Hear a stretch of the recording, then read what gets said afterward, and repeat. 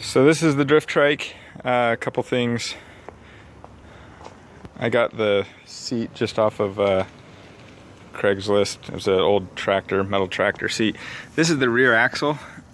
So what it was is this square tubing, and I cut a piece off the end and then turned it sideways, as you can kind of see there, and then welded it back on. But before I welded it back on, I drilled a hole through both the sides and ran a big long bolt through, which became the axle.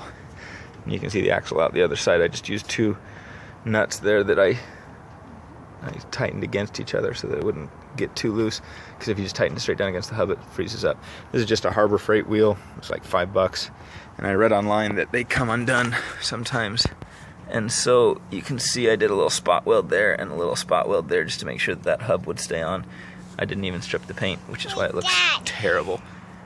Then the basic design here is this is just a piece of tube that we took to a muffler shop and had bent into that S design, and then put a couple of braces on there, and then bolted it all onto the bottom.